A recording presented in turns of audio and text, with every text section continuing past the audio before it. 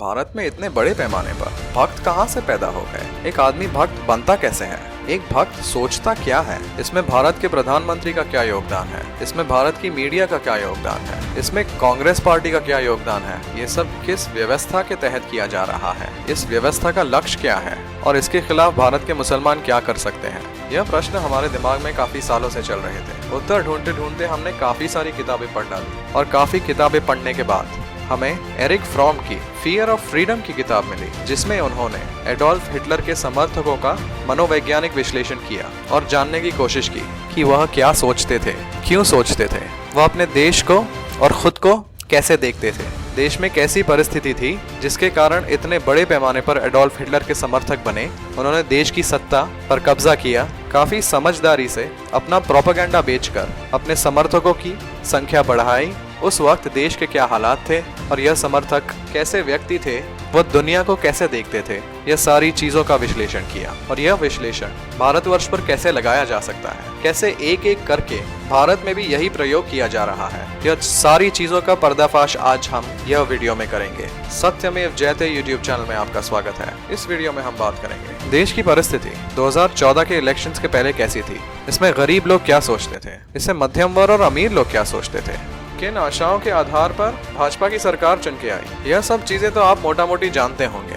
फिर हम एक भक्त का मनोवैज्ञानिक विश्लेषण चालू करेंगे। एक भक्त अपने आप को व्यक्तिगत स्तर पर कैसा देखता है, उसकी व्यक्तिगत खासियता क्या होती है, की सामाजिक भूमिका क्या होती है, वह अपने आप को सामाजिक स्तर पर कैसा देखता है, इसमें प्रधानमंत्री की क्या भूमिका है, इसमें प्रधानमंत्री की छवि क्यों जरूरी है, इसमें भारत के प्रधानमंत्री जो अपनी गरीबी की बात करते हैं वह क्यों जरूरी है, इसमें नफरत और बदले की क्या जगह है, इसमें अपनी ही गलतियां दूसरों पर लगाने की क्या जगह है, हिंदू खतरे में है, यह कैंपेन क्यों चलाया गया है, इसमें मीडिया और आईटी सेल की क्या भूमिका है, इसमें मीडिया का ड्रामा क्यों जरूरी है। और यही सब कारणों से भाजपा का वोट प्रतिशत 2019 के इलेक्शंस में कैसे बढ़ा और यह चीज का समाधान क्या है और भारत के मुसलमान इसके बारे में क्या कर सकते हैं। चालू करते हैं 2012 से, जब देश की अर्थव्यवस्था बढ़ने का दर गिर रहा था। हर रोज हजारों करोड़ों के भ्रष्टाचार के घोटाले बाहर आ रहे थे। देश के लोगों में एक हताशा थी।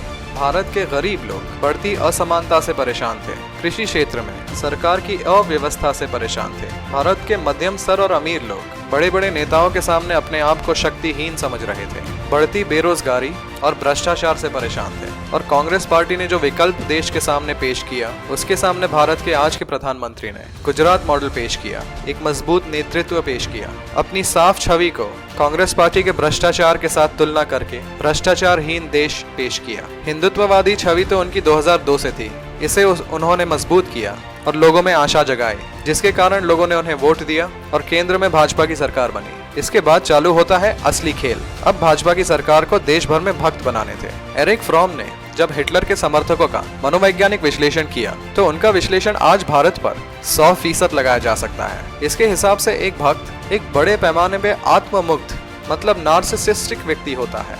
कई वैज्ञानिक रिसर्च पेपर्स ने बताया है कैसे दुनिया भर में फेसबुक और सोशल मीडिया के कारण दिखावा बढ़ा है और नार्सिसिज्म बढ़ा है। एक आत्ममुग्ध व्यक्ति अपने आप में और अपने संसार में और अपनी प्रशंसा में अत्यधिक रुचि रखता है। वह सिर्फ अपने बारे में सोचता है और उसकी वास्तविकता सच्चाई से अलग होती है। ये ज्यादातर दुनिया से कटे हुए लोग हैं और अगर उसने अपनी जिंदगी में गौरव के योग्य कोई काम नहीं किए हैं तो वह अपना गर्व एक समूह में ढूंढता है। और यही समूह मोदी सरकार ने चुनाव से पहले बनाया और चुनाव के बाद उसे विस्तारित किया। यह समूह हिंदुत्ववादी लोगों का था। यह समूह अपने आप को देशभक्त कहने वाले लोगों का था। यह समूह जय श्री राम और वंदे मातरम करने वाले लोगों का था।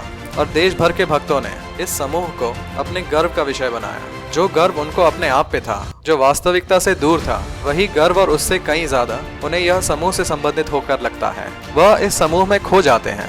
यह समूह जो देशभक्ति की बातें करता है, यह समूह जो क्रांति लाने की बातें करता है, यह समूह जो उनके धर्म से नाता रखता है, धर्म और देश की हित का समूह उन्हें गर्व देता है। वह समूह के गर्व और प्रेम में इतने ज्यादा प्रभावित हो जाते हैं कि जो भी वह समूह के खिलाफ बात करता है उसे वो देश विरोधी कह देते हैं और अपने समूह की गलतियां विरोधियों पर डालकर अपने आप को सही समझते हैं। अपनी सांप्रदायिकता उन्हें अपने विरोधियों में दिखती है और अपनी सारी गलतियां उन्हें अपने विरोधियों में दिखती है। देश में जितनी भी सही चीजें की जाती हैं उन्हें लगता है कि उनके नेता ने यह की है और देश की सारी गलत चीजों का इल्जाम वो अपने विरोधियों पर लगाते हैं। और जब देश पर और उनके धर्म पर वार किया जाता है और देश में जितनी भी गलत चीजें हो सकती है होती हैं, उन्हें लगता है कि उनका नेता इकलौता ऐसा व्यक्ति है जो उन्हें यह स्थिति से निकाल सकता है, जिसके पास देश की सारी समस्याओं का हल है। यह एरिक फ्रॉम ने हिटलर के समर्थकों के बारे में कहा था और यही चीज 100% मोदी सरकार के भक्तों में दिखती है। इन्हें सच्चाई, वास्तविकता,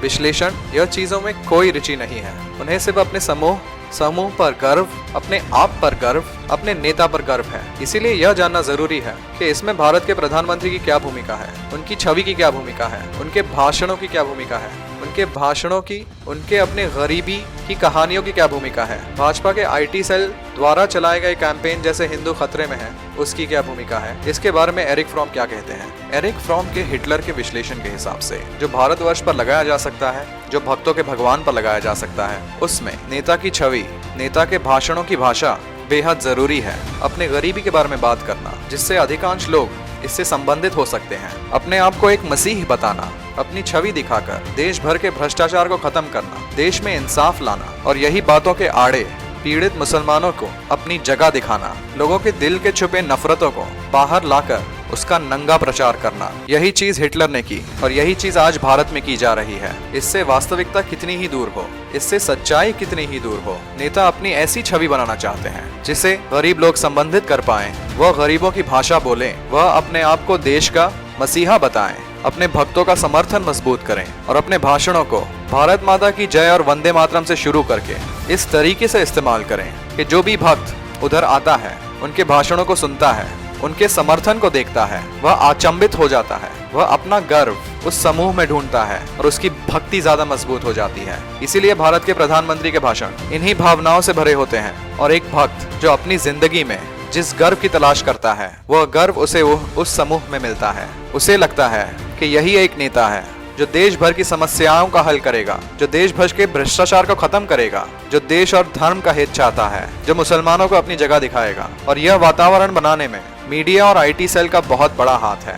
भारत की मीडिया जो भारत के सरकार के सामने बिल्कुल लेट चुकी है, वो भारत की सरकार और भारत एक देश, इसमें फर्क नहीं जानती है। भारत की सरकार को ही देश बना दिया है। भारत की सरकार के खिलाफ बोलने वाले लोग देशद्रोही बता दिए जाते हैं और यही चीज एरिक फ्रॉम बताते हैं कि हिटलर ने की। भारत की मीडिया भारत के प्रधानमंत्री के भाषणों की नकल करती है, उनकी ही भाषा बोलने की कोशिश करती है, उनके चलाए गए नफरत का विस्तार करती है और अपने आप को उस समूह का एक हिस्सा बना लेती है जिसमें रहकर वह भी गर्व कर सके। और इसका उदाहरण एरिक फ्रॉम अपनी किताब में देते हैं। हिटलर जब म्यूनिक में रहते थे, जब वह नेता नहीं थे, उनके घर में एक छोटा कमरा था जिसमें रोज सुबह जाकर वह वहाँ के चूहों पर खाने के कुछ टुकड़े डालते थे और देखते थे कैसे चूहे उन कुछ खानों के टुकड़े के लिए एक दूसरे के साथ लड़ते थे। और यही ड्रामा भारत की सरकार हमारे मीडिया चैनल्स पे करना चाहती है, जिससे लोग अपने मुद्दे भूल जाएं, जिससे भारत की सरकार का पक्ष का विस्तार किया जाए, जिसे विपक्ष को घेरने के लिए इस्तेमाल किया जाए। और यही चीज व्हाट्सएप पर काफी बड़े पैमाने पर भाजपा की IT सेल करती है,